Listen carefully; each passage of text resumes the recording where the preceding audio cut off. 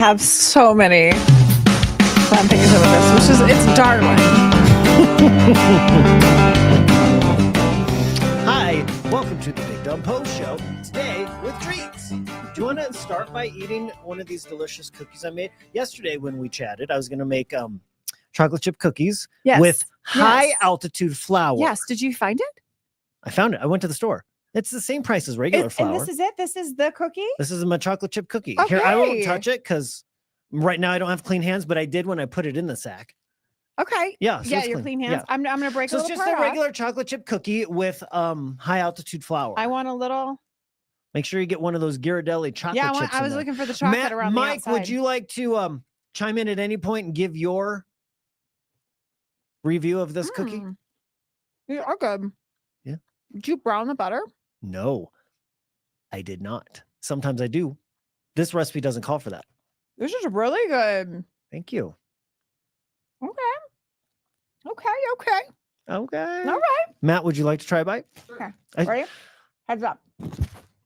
Big Mike, now's a good time for you to come in and say what you think. Oh, well, suck the butter out.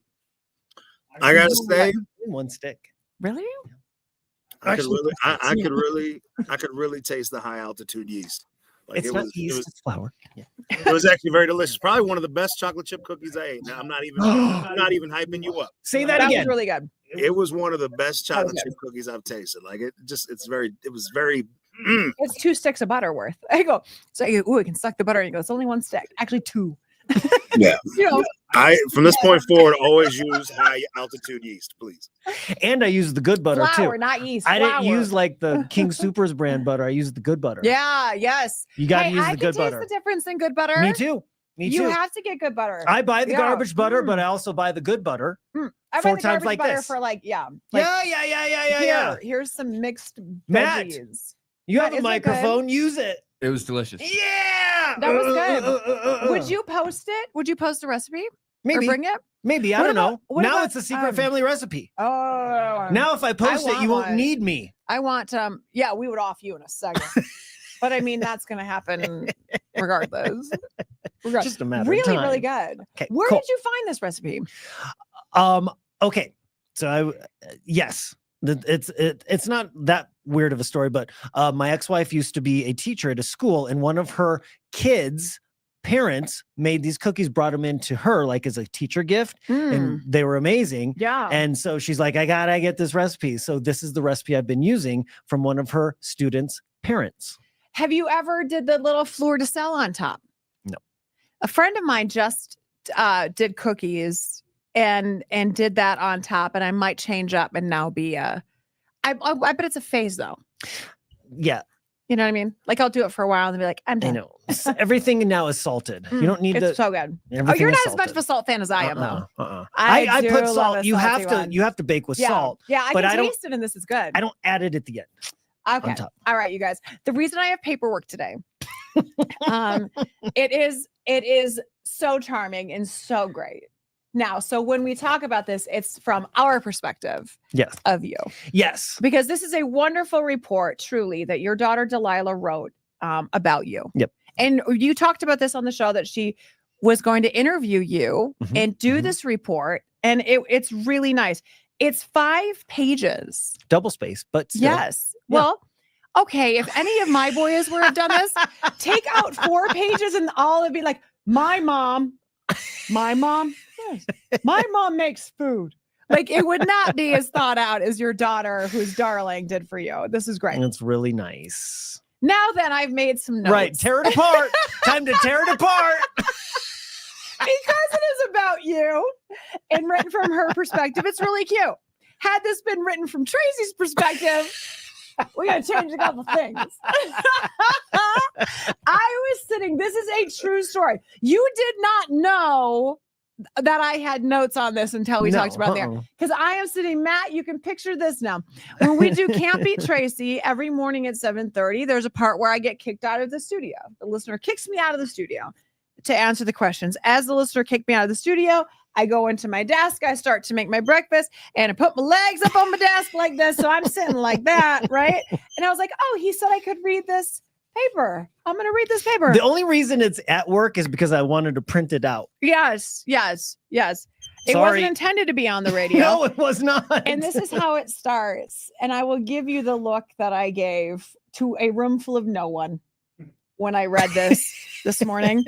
It was a warm September night in Fort Collins as my father, at 18, nervously strolled into his studio for his first air shift. Descriptive, right? Like, so cute. So cute. So I was, this is so good. It started at midnight and it ended at 6 a.m. As he entered the studio, he noticed how colorful the carpeted walls were and how toasty the room felt.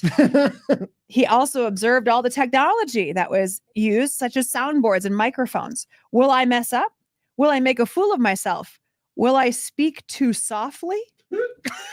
I said, okay.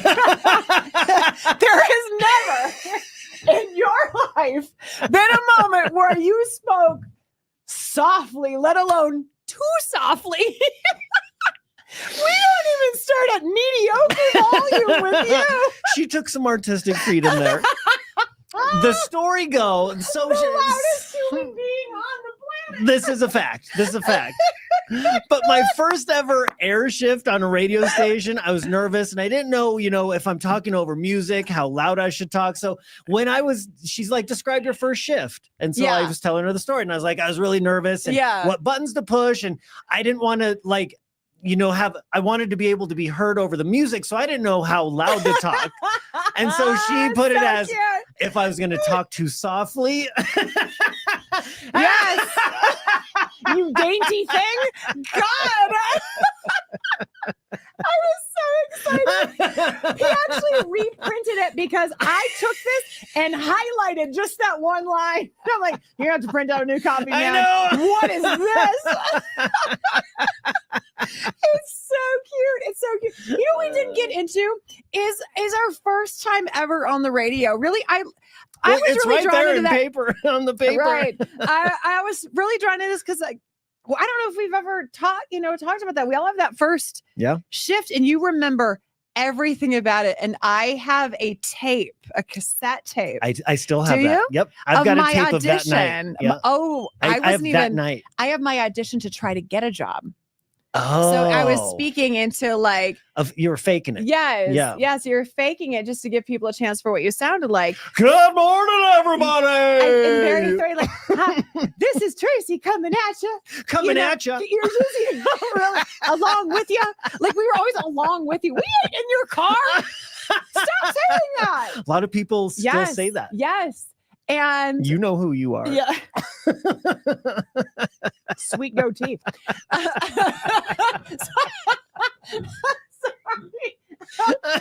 All right. It's a joke about radio. Oh, Matt got it. Yeah. Your first time is so scary. Yep. And there was the biggest mess up I ever had was like my first time, and I was on this AM radio station and I had to do a 30-minute news broadcast as part of my show. And it ended with the obituary reports and farm markets. Okay. So I had to be like, Irma Schneider passed away at the age of 92 today. Interment will be Wednesday at 3 p.m. I swear to God, I could not make this up if I freaking tried. Yeah. Yeah. The obituary report, you had to get a sponsor because we're radio. The dead people brought to you by Dick's Sporting Goods. Yes. The dead people were brought to you by a funeral home that was in a town called Glenwood. Well, that makes sense. Yeah, so that's a good fit. We'll call it the Glenwood Funeral Home. Okay. Glenwood's town festival is water ski days. Okay, and it's really fun because it's on a lake. So Glenwood, as opposed to, it's a lake town, so it's beachy. Everything is beachy in Glenwood, is what I should say, in Minnesota. Good. Made it very clear. So as I'm about to say, the obituary report brought to you by the Glenwood Funeral Home. And now coming back from the break is usually like, if your loved one passes away, blah, blah, blah, contact the Glenwood Funeral. Now I go into Irma Schneider passed away at the whatever. I say the obituary report brought to you by Glenwood, and I hit the commercial, and the first thing I hear is Bobby McFerrin's "Don't Worry, Be Happy." Don't worry. And it's Glenwood's Water Ski Days, brought to you by the Glenwood Funeral Home, features Bobby McFerrin. And freaking Don't Worry, Be Happy for 30 seconds is playing. And I have to come back and tell people who died. That is a true freaking story. That's fun. Do you have it on tape? I want to hear it. I wish I did. I wish I did. I would have paid $1 million to see the look on my face at 18 years old. Mortified. Like, is this right?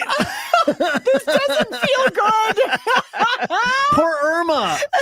Oh, she was dead. Irma's family. You know what I'm saying? Like, oh my God. But you have no idea. Like, your first time in radio, it's such a weird thing because you're not anywhere present in what you're doing. And you're all, you know. Did you ever speak softly when you listen back to it? All joking aside with this speaking. And did you speak softly? Were you like a little timid? Oh yeah, for sure. For sure. 18 years old, my first job. And you get it built so much up in your head, what you're doing, who you're talking to, how many people you're talking to. Oh my God, the FCC back then was like a thing. You had to take meter levels, and that was a lot more official. Like you and I, we just come in and we're just to know that. Dumb. But back in the day, you were, before that first shift, okay, every hour you got to take this meter reading. You got to change the AM station to this.